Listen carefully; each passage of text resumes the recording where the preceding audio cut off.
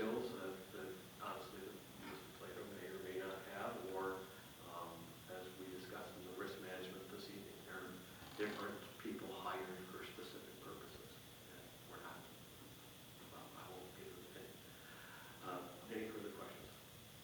So my understanding would be Ms. Brandon is asking for a special counsel to guide in maybe Robert's Rules of Order or different things that are going on with council disagreements.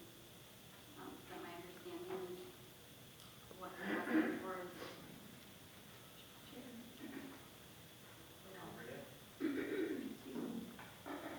No, I'm not asking for an opinion about Robert's Rules of Order, no.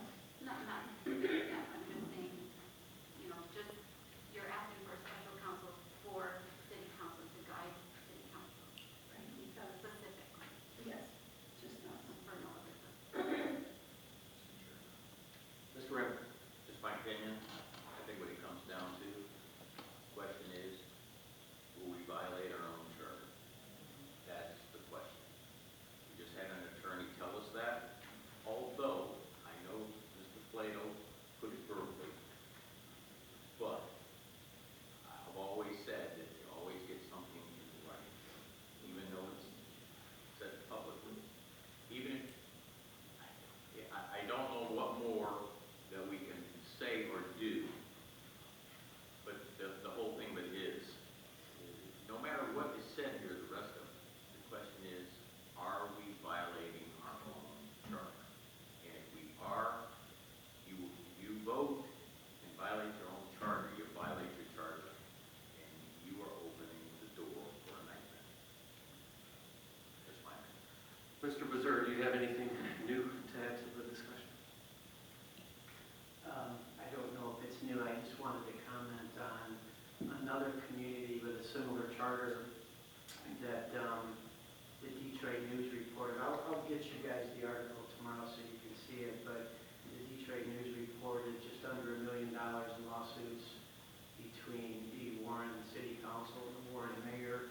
They're using some guy named Jeff Schroeder from Market Cooney. So I just think if we're going to model behavior after other communities, it shouldn't be after communities that are hemorrhaging taxpayer dollars to sue each other instead of spending time, energy, and money on what's in the best interest of residents and taxpayers. Thank you. I'll get everyone the article tomorrow so you can see the full content. Any further discussion on the motion? Hearing none, all those in favor say yes. Yes. All opposed say no. No. Roll call, please. Mr. Reddick? No. Ms. Winton? No. Mrs. Brandana? Yes. Mr. Johnson? No.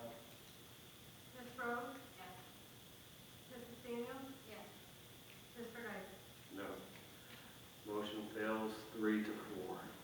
Did have a lady that wanted to address the council. This would be your opportunity to come forward.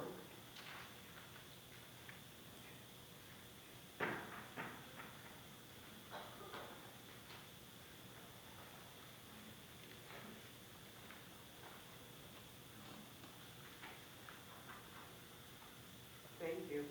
Good evening. Good evening. Once again, my name is Gina Reese, and I've lived in the city of Taylor for over 50 years. I reside at 9701 Janet Street, Taylor, Michigan. I'm the original homeowner. I'm going on 25 years that I've been there, and I'm a retiree. I have problems with my storm drain in the backyard. It is not draining. There must be a blockage in one of the storm drains. Excuse me.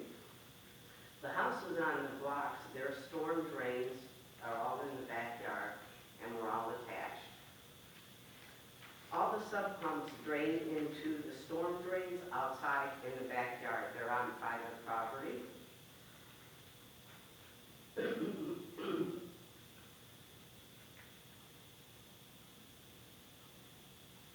Okay, since the storm drain is plugged, it is backing up into the PVC pipe by the house. I have pictures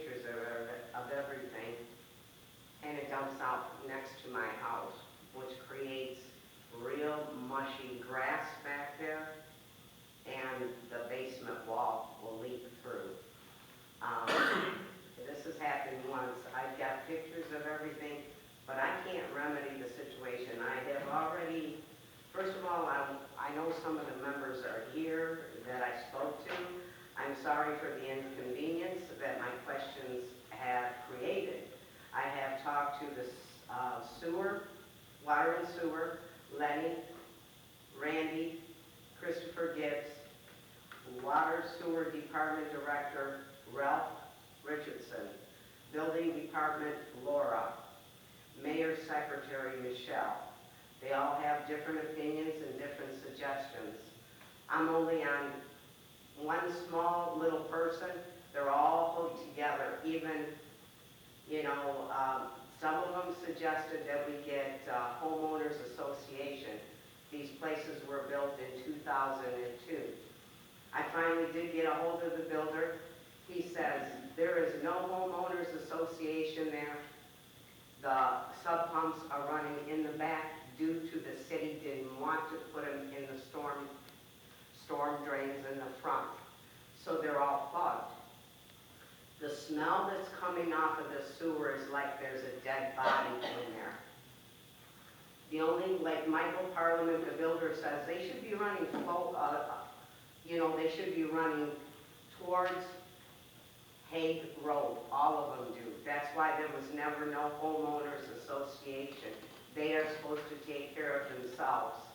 Now the problem is it's backing up again. I've got pictures here of where it backs up. I've got pictures of how there is no water left. It's all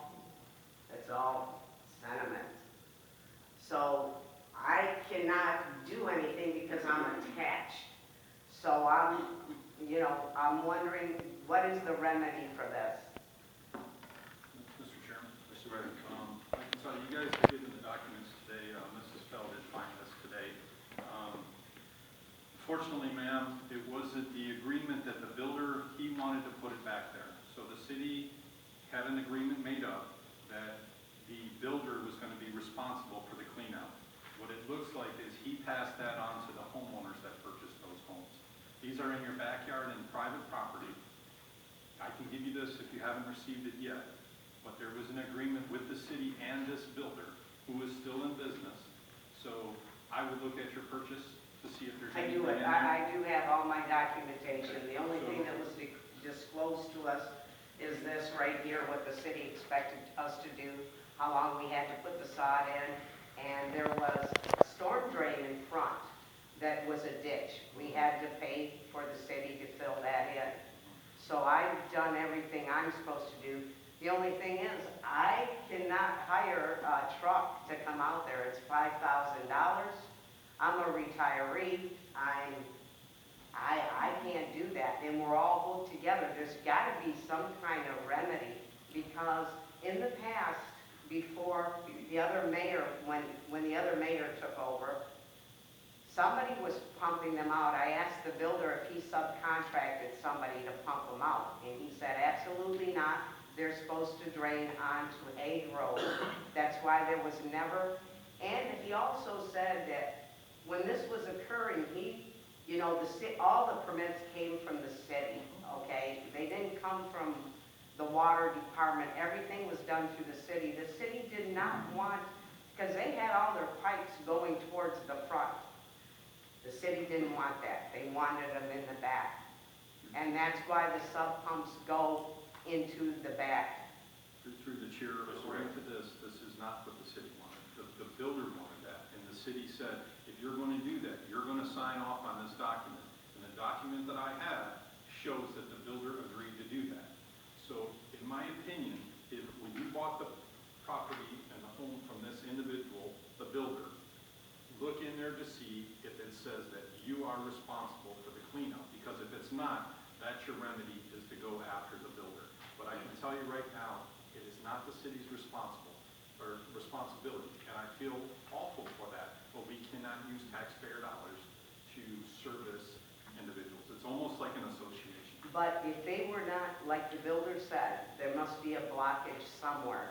Because if there was no blockage, they would be flowing freely, and all that sediment wouldn't be there. Now, the water department was there in August, and they knocked on the door and they said there was a blockage, and they were not flowing properly, and a few of the homeowners called. So they unmanned the covers for the storm drain to look in there. It wasn't too bad then. but now the stuff is over the bleeders. And what happens is, it comes out right next to my house. But ma'am, the contract is before December 5th, 2000. So, Specifically, and the smell, ma'am, specifically says, whereas the city of Taylor, at whose direction said storm sewer drain has been installed, will not accept a dedication of said storm sewer drain or accept any responsibility for the maintenance, repair, or replacement of said storm sewer drain. they don't need to be repaired, they need to be unblocked. And like That's Lenny ma- said, that's they can only maintenance. run a jet through there, and the jet will not hit my house because I'm in the middle of the block.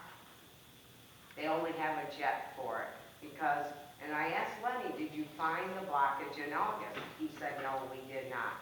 He said there was a small blockage where it lets off at, but he said he can't even, they have some kind of device that they jet through it. He said it will not get to my house because it's not strong enough. And I don't have the money to hire anybody to pump it out. And, you know, it's, if they come out, like I called, it's called Tech Infrastructure, it's $5,000, but you're sucking up all of them, not just mine. He said, and if something happens, where the storm drain collapses, the pipes, he said, you're gonna lose your house. So I'm gonna catch 222, and I'm looking for some advice.